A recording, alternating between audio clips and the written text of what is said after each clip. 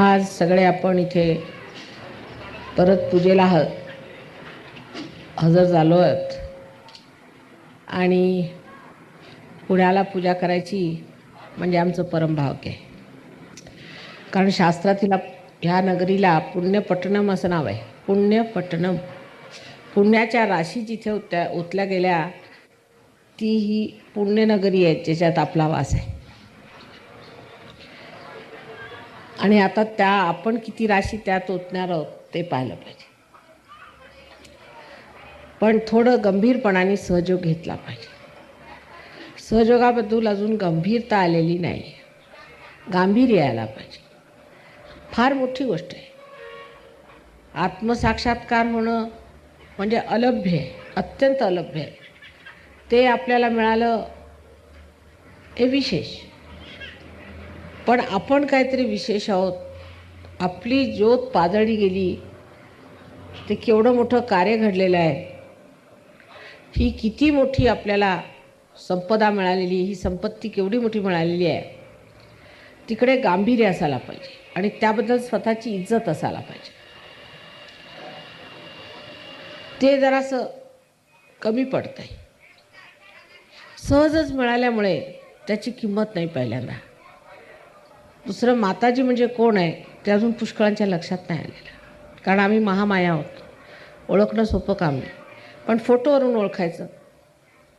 फोटोत पुष्कळ दाखले आहेत आणि तुमच्या जीवनात सुद्धा अनेक घडामोडी होतात. जे लोक गंभीरपणाने सहयोगात येत नाहीत तिकडे बोलू नका म्हणा मागेल जेवणाच्या गडबडीत.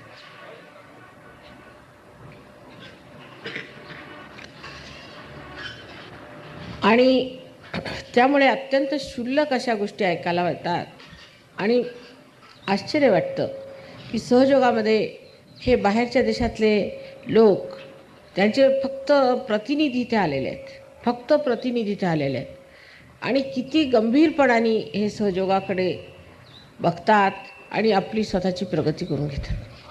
आणि अजून आपल्या महाराष्ट्रात जिथे संतांनी एवढं आपलं रक्त ओतलेलं आहे तिथे अजूनसुद्धा लोकांमध्ये ती गहनता आलेली नाही आणि क्षुल्लक गोष्टींमध्ये डोकं घातलेलं आहे. लक्ष अगदी क्षुल्लक गोष्टीत आहे.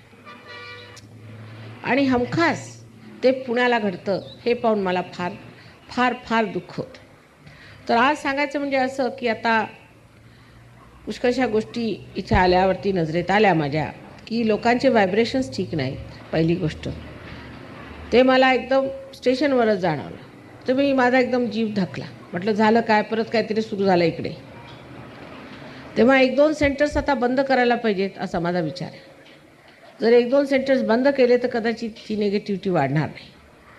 कारण असं आहे की एकदा सेंटर सुरू झाले म्हणजे लोक जर जेव्हा नवीन नवीन सहयोगात येतात आणि जमत नाही त्यांना आपला अहंकार त्यात तृप्त करायचा असतो. कोणत्या ना कोणत्या बहाण्याने तो सुरू असतो. काही ना काहीतरी खुसपटं निघतात. आता विशेष करून वाईट हे वाटतं की पैशाकडे फार लक्ष आहे पुण्यनगरीत आणि त्यामुळे ही भिक्कार दशा आहे. भिकाऱ्यांसाठी सहयोग नाही आहे. भिकाऱ्यांनी भिकाऱ्याला काय द्यायचं आहे तुम्ही सांगा. जर तुम्ही भिकारी असले तर तुम्ही लोकांना काय देणार. भिकाऱ्यांसाठी सहयोग नाही आहे, श्रीमंतांसाठी. श्रीमंत म्हणजे ज्यांच्या मतीमध्ये श्री आहे. जे भिक्कारपणाच्या गोष्टी करतात त्या लोकांसाठी सहयोग नाही. ते लोक क्षुल्लक गोष्टींकरता त्रास देणार आहेत. तेव्हा अशा लोकांनी सहयोग कृपा करून सोडावं म्हणजे फार भलं होईल. आमचंही भलं होईल, तुमचंही भलं होईल. आणि असे लोक जर सहयोगात राहिले तर त्यांना त्रास होणार आहे. उदाहरणार्थ एक सांगते मी तुम्हाला. म्हणजे ह्या गोष्टी बोलल्या नाही पाहिजेत. आज पूजेचा दिवस आहे पण सांगितलेलं बरं म्हणजे लक्षात येईल. मुंबईला जेव्हा आम्ही सुरुवातीला लोकांना सांगितलं की आम्हाला काही पैसे नकोत, अजून काही सहयोगाचे बरोबर ठीक झालेलं नाही आहे, जोपर्यंत ट्रस्ट होत नाही मी पैसे घेऊन कुठे ठेवू, कसं घेऊ ते मला करायचं नाही. तर ट्रस्ट होईस्तोवर तुम्ही थांबा. तुम्ही मुंबईला भयंकर लोकांना खर्च असतो, पगार जरी असला तरी सुद्धा. ते माताजी असं कसं आम्ही काहीतरी दिलंच पाहिजे, तुम्ही काय देऊ नका, सध्या आहेत माझ्याकडे पैसे, जे काय करायचं रजिस्ट्रेशन वगैरे आधी होऊ देत व्यवस्थित, मग तुम्ही द्या. तसं झालं. त्याच्यानंतर ट्रस्ट रजिस्टर झाल्याबरोबर सगळ्यांनी सांगितलं माताजी आता तर आमच्याकडनं पैसे घ्या. तर म्हणे कमीत कमी प्रत्येकाकडनं 1000 रुपये तरी घ्या. अहो इतके सर्वसाधारण लोक, मला आश्चर्य वाटलं. मला कधी वाटलं नव्हतं हे लोक 1000 रुपये आणून घालतील. त्यांची तुंबळ गर्दी की 1000 आमचे ठेवा, आमचे ठेवा, आमचे. अर्थात मी सुरुवातीचे 1,00,000 रुपये माझे स्वतःचे भरले, ती गोष्ट वेगळी. पण बाकी लोकांनी जी तुंबळ गर्दी तिथे केली की आमचे 1000 घ्या, आमचे 1000 घ्या, त्याचं आश्चर्य वाटलं. त्यात 17 माणसं आली. ते म्हणे माताजी थोडेसे कमी राहिले, तेवढे मिळाले म्हणजे द्या. म्हटलं असं करा, सध्या मी तुमचे देते पैसे, मग तुम्ही देत राहा, काही गर्दी नाही. त्यांच्या नावाने मी 17,000 रुपये जमा केले त्या एका गृहस्थाकडे. ते श्रीमान पुणेकर स्टाईल होते.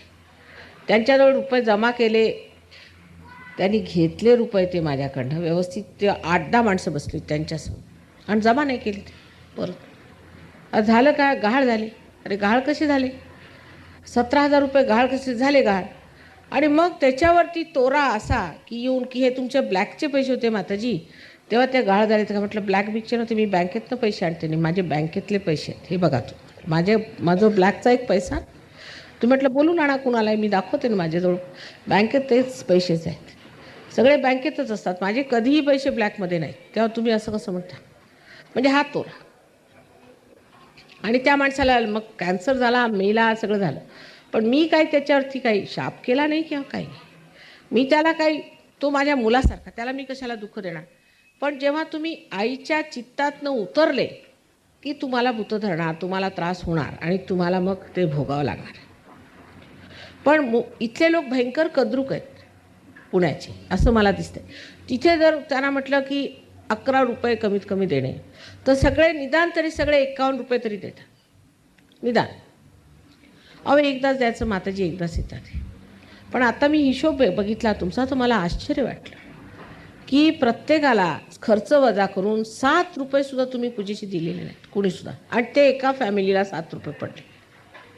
पूजेचा सर्व खर्च काढल्यावरती बघितलं तर त्यांनी 2,700 रुपये मला एकंदर दिले संबंध वर्षाचे. तर प्रत्येक पूजेला प्रत्येक फॅमिलीतर्फे 7 रुपये पडले. आणि त्यावरही रड असते. हिशोब बघून एवढा आश्चर्य मला वाटलं की त्यांच्यावरती 11,000 रुपयाचं आता कर्ज झालेलं आहे. कारण मागचा मंडप जो होता तो आणि हा मंडप, हा संबंध ह्यांनी खर्च केला. अर्थात ते पैसे मी देणार आहे, म्हणजे माझ्याच पूजेचे मलाच पैसे द्यावे लागणार, नाही ते फॉरेनर्सनी द्यायचे. बरं साडीचा तुम्हाला खर्च नाही, कशाचा खर्च नाही, 11,000चं त्यांच्यावरती कर्ज आहे. म्हणजे मंडपाचे पैसे ह्यांनी द्यायचे फॉरेनर्सनी, सगळं द्यायचं. तुम्ही पुण्य कसं घेणार, पुण्य तुम्ही घ्यायचं असं आहे का, ही कोणची रीत झाली. पण अगदी जर तुम्ही भिकार स्थितीत असा भांडी घासणारे म्हणे, कुणी लोक म्हणतात भांडी घासणारे, त्यांनी यायचं नाही. आम्हाला भिकारी लोकांसाठी सहयोग आधी उभा करायचा नाही, नंतर त्याच्यामध्ये भरीवपणा आला मग सगळ्यांना आश्रयाला बोलू. आधी आपलं तर ठीक होऊ द्या. आधीच खोगीर भरती करून ठेवली तर आमचंच दिवाळं वाजायचं. फुकटखोर जर तुम्ही भरले तर कसं होणार आहे. सध्या असे लोक पाहिजे जे सॉलिड आहेत, फार श्रीमंत नको आणि फार गरीब नको, पण दानी असायला पाहिजे. नाही तर आपण सहयोग काय माताजींनी सगळा खर्च करायचा, तुमचे आश्रम बांधायचे असले, तुमचं काय करायचं. आता ह्या मंडपाचाच खर्च मला द्यावा लागणार आहे. ह्या ज्या मंडपात बसून तुम्ही माझी पूजा करता त्याचं मला उद्या पूजेचेही मला द्यावे लागतील मला वाटतं, अशी जर परिस्थिती असली. जर हे फॉरेनचे लोक नाही आले तर तुमच्या पूजेचेही मला 11 रुपये स्वतः भरून घ्यावे लागतील की बा 11 रुपये द्या, अशी स्थिती येणार आहे. आणि जितकी तुम्ही कंजूशी कराल तितकाच तुम्हाला त्रास होणार. आणि तुमच्यात काही लोक असे आहेत ते कधीच वरती उठणार नाही. मला माहिती आहे ते पुष्कळ वर्षापासून रगडत आहेत तसेच, कारण ते क्षुल्लक आहेत, शूद्र लोक आहेत. जरी नाव मोठं असलं तरी शूद्र प्रकृतीचे आहेत आणि ते वरती कधीच येणार नाही. ते बाकीच्यांना ओढतात आणि मग त्यांना त्रास होतो, आजार येतो, कॅन्सर होतो, एकादश धरतं, काय काय होतं, प्रकार होतात त्याचे. आणि मग झालं, मग माताजी आम्हाला झालं. अरे पण तुम्ही आपलं काय भलं करून घेतलं. काल आता इतकं मी समजावून तिथे सांगितलं, पण मला नाही वाटलं फार लोकांच्या डोक्यात गेलं असेल ते, कारण कोणाच्या डोक्यातच जात नव्हतं. डोकंच उलटं बसलेलं आहे त्या लोकांचं. ते कसं ठीक होणार आहे. ते जन्मतःच डोकं उलटं बसलेले लोक आहेत आणि ते नेतेगिरी होत करतात. तेव्हा आता काय करावं या पुण्यासाठी मला समजत नाही. तर इथे मला राहायचं आहे, तर भिकाऱ्यांच्यामध्ये मला राहायचं नाही, सरळ गोष्ट आहे. भिकारी लोक, त्यांना पोसायला तरी आधी हिंमत असायला पाहिजे ना. तर एकटी मी कुठवर पोसत बसणार भिकाऱ्यांना. आणि जितका भिक्कारपणा कराल तितकाच या पुण्याला भिक्कारपणा येणार आहे. आता 11 रुपये तुम्ही दिले आम्हाला, समजा 11 दिले, 7च रुपये, कारण हिशोब लावला आम्ही तर 4,500च तुमच्यासाठी बक्षीस आणलेलं आहे द्यायला. ते आता देणार आहोत तुम्हाला बक्षीस, कारण इथे चांदीचं सामान पाहिजे ना माताजींना. चांदीच्या सामानातच द्यावं लागतं, हे माहिती आहे ना तुम्हाला. नाही तर प्लास्टिकचं घेऊन या काहीतरी, तेही चालेल बाबा. आता काय करायचं, माताजी म्हणजे जर भिकाऱ्यांच्याच माताजी असल्या तर प्लास्टिकचं आणलं तरी चालेल. तसं प्लास्टिकचं घेऊन या, आजकाल मिळतं स्वस्त आपलं. नाही तर टिनाचं घेऊन यावं काहीतरी, कारण लोक जर टिनाच्याच लेवलचे असले तर मग टिनाचंच घेतलं पाहिजे. तर हा समाजवाद, अमुकवाद इथे काही चालणार नाही. इथे फक्त देवाचा वाद आहे, आणि तो म्हणजे असं की आपल्यातलं जे उत्तमातलं उत्तम आहे ते देवाला दिलं पाहिजे. आपली सारी मेहनत देवाला दिली पाहिजे, आपलं तन मन धन सगळं देवाला दिलं पाहिजे. सगळं देवांचंच आहे असं ठेवलं पाहिजे. अर्थात ते आम्ही घेणार नाही, ती दुसरी गोष्ट. पण जे उलट्या डोक्याचे लोक आहेत ह्या पुण्याला, विशेष करून काहीतरी 7-8 मंडळी अशी आहे, ते उलट शिकवतात लोकांना. तर अशा भिक्कारपणाने सहयोग चालणार नाही. अशा लोकांनी कृपा करून सहयोग सोडा. निदान 11 रुपये त्यांनी जर एका फॅमिलीला ठेवलेत, किंवा 21 रुपये एका फॅमिलीत, काही जास्त नाही. 7च पूजा होतात, काही जास्त नाही. मी त्यांना सांगितलं 2 कमवत्या लोकांना सांगा. पण ह्या पैशाच्या गोष्टी कुठल्या लेवलवरनं कुठं उतरावं लागतं, मला तर इतका त्रास होतो पुण्याला. हे लोक सगळे फॉरेनच्या लोकांना खूप तुमची माहिती आहे, आणि त्यांना मुळीच पुण्याला यायला नको.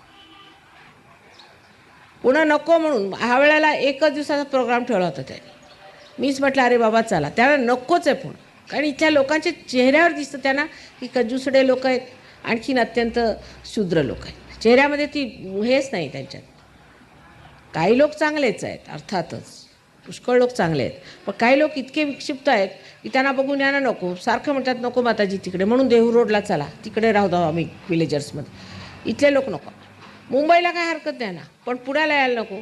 मद्रासला जायला हरकत नाही, दिल्लीला जायला, पण पुण्याला नको. म्हणजे काय आहे का तुमचं? तिथे जाऊन त्या तुकारामाच्या जागी जिथे ते ध्यान करत असत जाऊन त्याची माती डोक्याला लावली, आणि इथून व्हायब्रेशन्स येतात. पुण्याला म्हणे सगळ्यांचे गरम गरम येतात म्हणे, या लोकांची सगळ्यांचे. पण नको म्हणा, गरम लोकांच्या जवळ आम्हाला राहायचं नाही. म्हणजे आपली काय संपत्ती आहे मुख्य, म्हणजे इथे आपण आलो कशाला सहयोगामध्ये? आपण फक्त आपली आंतरिक संपत्ती मिळवण्यासाठी आलो.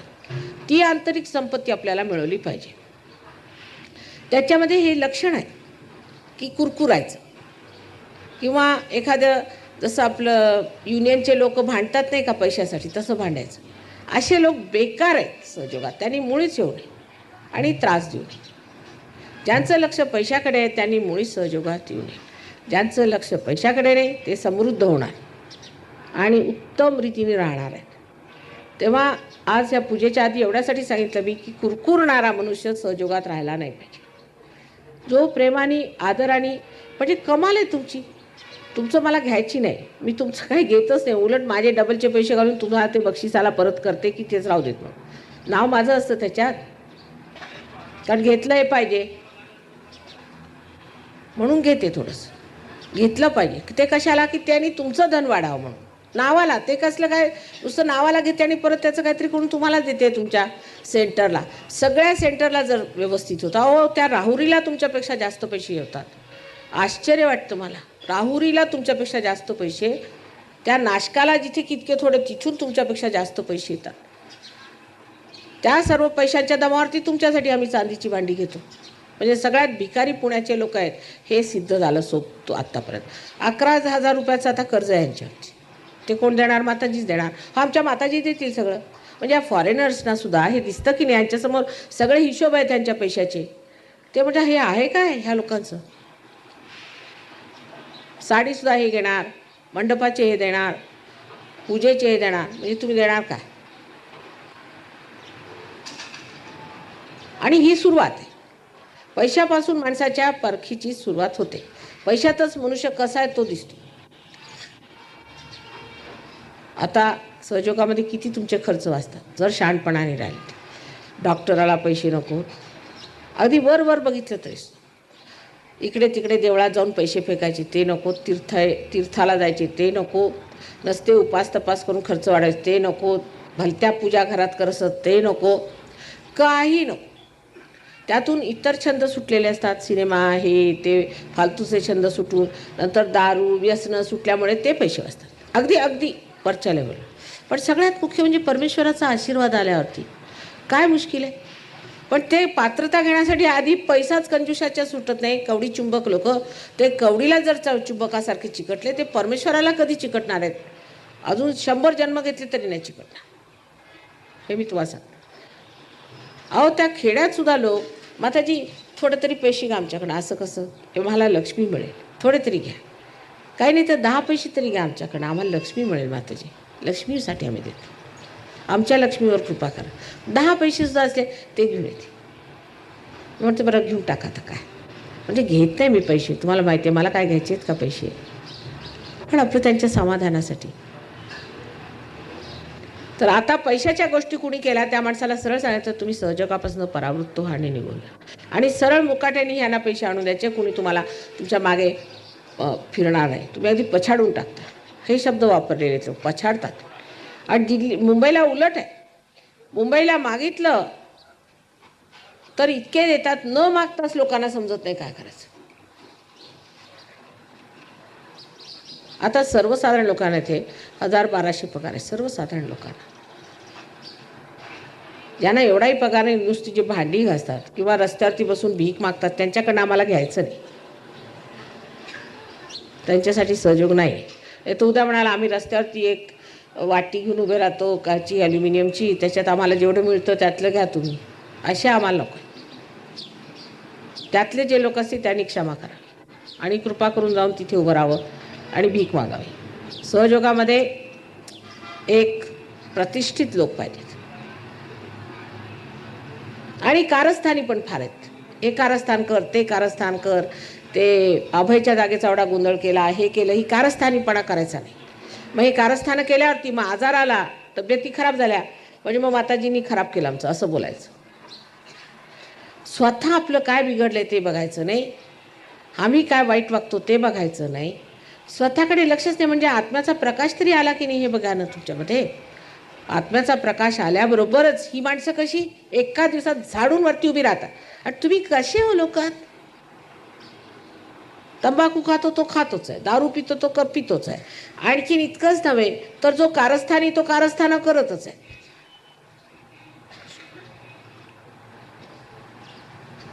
ह्याला काही अर्थ आहे. आणि सगळ्यात खराब गोष्ट जी आपल्यामध्ये असते म्हणजे ती गटबंदी. मी काल सांगितलं होतं की पुण्यावर शाप आहे आणि फार मोठा शाप आहे तुमच्या हाती. हा केव्हाचा शाप आहे माहीत नाही, पण भाऊबंदकी, हा भाऊबंदकीचा जो इथला शाप आहे हा जर गेला नाही तर तुम्ही एक दुसऱ्याचे तर कापाला, सहयोगांचे गळे कापाल उद्या. हे फॉरेनर्स येथील ह्यांचे गळे कापाल तुम्ही. गळे कापूपणा जो आपल्यामध्ये अगदी विशेष स्वभावात बसलेला आहे तो काढला पाहिजे पुण्याच्या लोकांनी. आणि कोणत्या गोष्टीची टर उडवायची, कोणत्या गोष्टीमध्ये घन उतरायचंच नाही, टर उडवायची. म्हणजे जसं काही वरती वरती वरती वरती असं राहायचं, घन उतरायचंच नाही, टर उडवायची. म्हणजे फार शिष्ट झाले, म्हणजे फार शहाणे, अतिशहाणे, मूर्खासारखं वागून काय होणार आहे.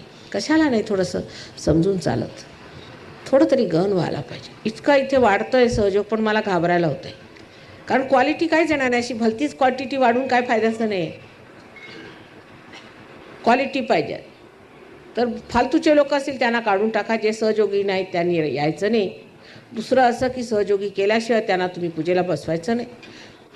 4 माणसं असली तरी पुरतील, पण 15 घाणेरडी माणसं नकोत. मला त्रास होतो फार शारीरिक. आणि तुम्हाला आपल्या शरीरात स्थान दिलं आहे, कुणी दिलं आहे असं तादात्म्य कुणी दिलं आहे का? आणि तुम्ही असे वागता म्हणजे त्याचा मला त्रास होतो. तेव्हा आता शहाणपण झालं पाहिजे. आज पूजेला मी आजच्या पूजेमध्ये आपलं सगळं स्वच्छ धुवून काढीन आणि अत्यंत गहनतेने सगळं स्वीकारीन असा मनामध्ये विचार करून बसायचं, निर्धार करून. सगळं काही व्यर्थ आहे ते सोडून मी माझ्या आयुष्याला नवी चालना देऊन एक नवीन मनुष्य बनणार आहे. माताजींनी आम्हाला सांगितलं आहे की नवीन झालं पाहिजे. नाविन्य आमच्यात ते आला पाहिजे. जसं आम्हाला सारं जग बदलायचं आहे. उद्या ह्या पुण्यातच कमळ उघडणार आहेत, मला माहिती आहे, म्हणूनच ह्या तिथे मी राहते. पण त्यात तुम्ही राहणार आहात की नाही मला माहिती नाही. त्यात तुमच्यातले किती राहणार आहेत ते बघायला पाहिजे. तुमच्यातले किती लोक टिकणार आहेत ते मला माहिती नाही. बेकारचे लोक गळून पडणार हे मी सांगतो. म्हणून सांभाळून राहायला पाहिजे. आज अगदी पूजेला आले तर पूजेची फार आवड, सगळे पूजेला आलेच पाहिजे. अहो पण ते पुण्य मिळवायला गहनता पाहिजे ना. पालथ्या घागरीवर पाणी घालून फायदा काय? सगळ्या पालथ्या घागरी, कालसुद्धा मला असं वाटत होतं बहुतेक पालथ्या घागरीच होत्या तिथे, कोणाच्या लक्षातच येत नव्हतं आम्ही काय बोलतोय ते. दुसऱ्या डोक्यात एक काढलं पाहिजे की कुणी लोक मला तुमच्यापासून दूर ठेवतात किंवा माझ्यावरती रिस्ट्रिक्शन्स घालतात, कोणाच्या बाची छाती नाही, पहिली गोष्ट. दुसरं, मला सगळी अक्कल आहे, मी सगळ्यांना ओळखून आहे. कोणी जरा इकडून तिकडे केलं तर मला सगळं समजतं. हे नसतं तर एवढं मोठं उभं केलं असतं का मी?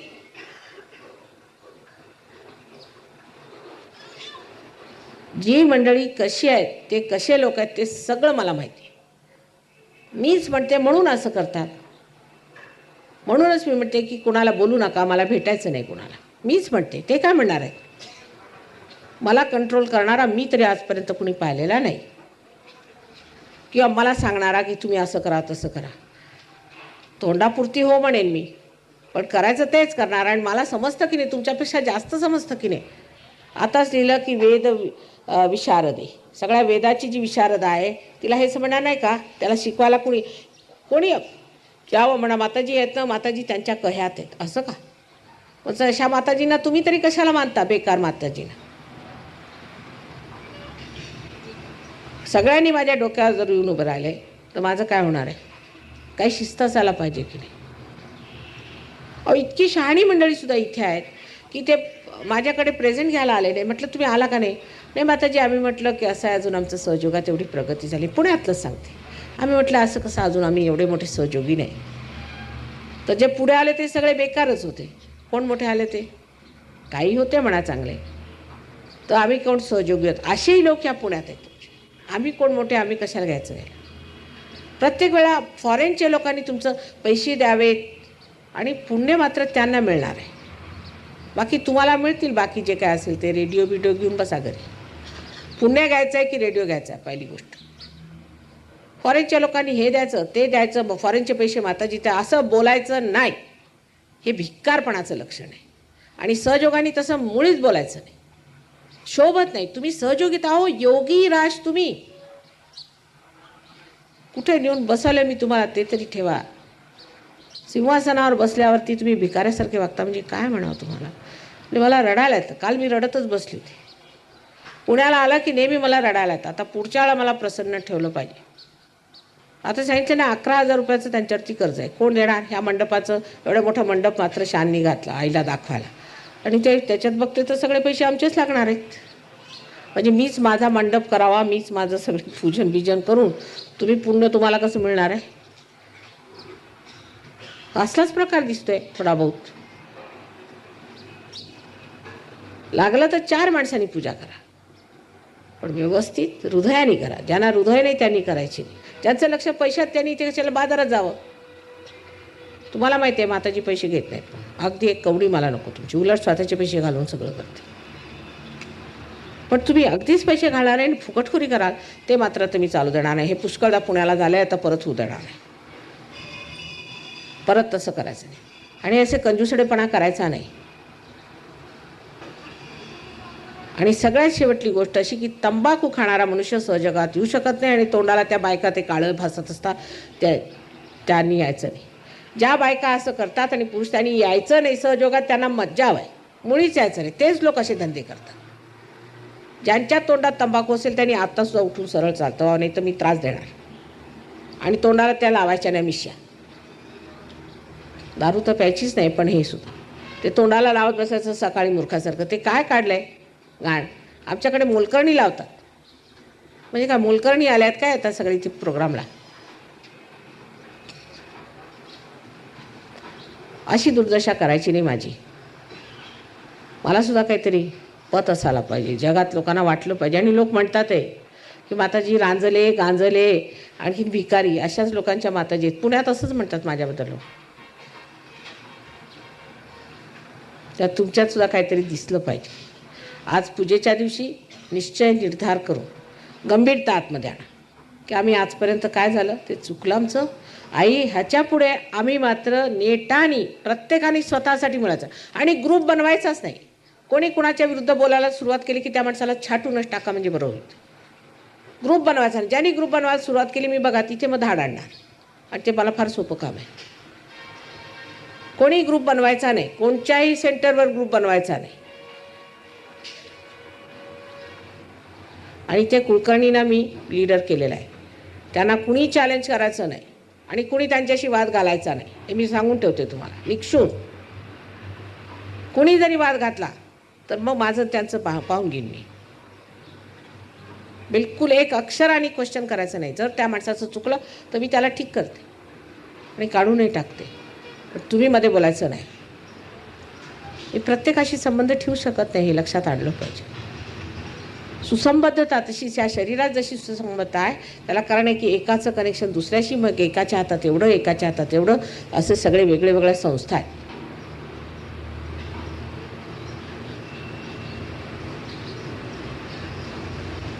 जोर जबरदस्ती करायची नाही. स्वतःवर जोर जबरदस्ती करा, स्वतःला नीट करा, स्वतःला बघा, स्वतःकडे लक्ष द्या. आणि कशी बघा तुम्ही ह्या पुण्यभूमीत जर तुमचं झालं नाही, अहो इथे तर नाचलेले कुजलेले लोकसुद्धा वर येतील, तर तुमच्यासारख्यांनी का येऊ नये. ह्या पुण्यभूमीत तुम्ही जन्म घेतला ते पूर्वजन्माच्या अकलेने घेतला आणि पूर्वजन्माचं सगळं सुकृत तुम्ही काय आता मुळामुठ्यात घालणार आहात.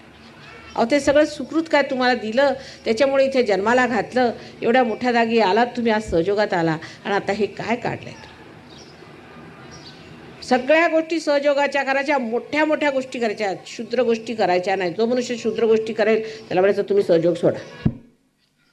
अगदी त्याला स्पष्ट आहे बघा, कृपा करून तुम्ही सहयोग सोडा. कुणी क्षुद्र गोष्टी करायच्या नाही. मी असं करतो, मी तसं करतो असा अहंभाव दाखवायचा. मी काही करत नाही, माताजी सर्व करतात. ज्या दिवशी हे सुरू होईल त्या दिवशी तुमच्यातल्या सर्व शक्त्या जागृत होतील, नाहीतर सगळ्या नष्ट पावतील.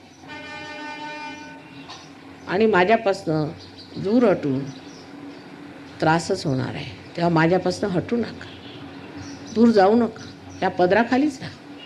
तिथंच आराम आहे सगळ्यांना, तिथंच सुख आहे सगळ्यांना. इकडे तिकडे भयकाचं नाही, कोणाच्या ह्याच्यात यायचं नाही. संभाजीरावांनी जर त्या कब्जी कलुशाचं ऐकलं नसतं तर आज ही आपल्या महाराष्ट्राची दशा झाली नसती. एकट्या कब्जी कलुशाने संबंध महाराष्ट्राला सर्वनाश करून टाकला. तसेच आपल्यात पुष्कळ त्या कब्जी कलुशे मला दिसत आहेत. त्या त्यांच्या नादी लागायचं नाही. इथे शिवाजी महाराजांसारखे छत्रपती उभे झाले पाहिजे, तरच हा पुणा आहे आणि पुण्याची पुण्याई, नाही तर बेकार आहे सगळं. कळलं का. आता मनामध्ये निश्चय करून असं बसायचा, निर्धार करून बसायचं. I am sorry I had to speak in Marathi language because Pune is a very, very important, extremely important place. And the people have a special gift of God that they are born. Punya Nagari is the name. Punya Pattanam means all the punyas, all the good deeds that they did in their previous lives is poured into this. All the saints have praised this place. In the ancient times, in the ancient books, it is written as this is a Punya Pattanam, is the place, is the city of Punyas. So in such a great place you all have come, you should be very thankful. I'm just addressing to them that you are born in such a great country, in such a great city, and you have a special, very special responsibility. And that's what I was advising them, that these foreigners have come. They are also very lucky people to come to this great city of Punyas. And by God's grace, I'm sure they will achieve a big ascent in this puja. So let us all decide today not to worry about small frivolous things, but think of something higher that we want to achieve. The highest that we want to achieve in our ascent. The greatest that we want to achieve in our. This is the place where you can achieve it. And that's why I'm going to settle down in Pune. This is the place where you are going to grow very big. It's the best place to grow great in your ascent. And that's why it's very important. Today's puja is extremely important. May God bless you.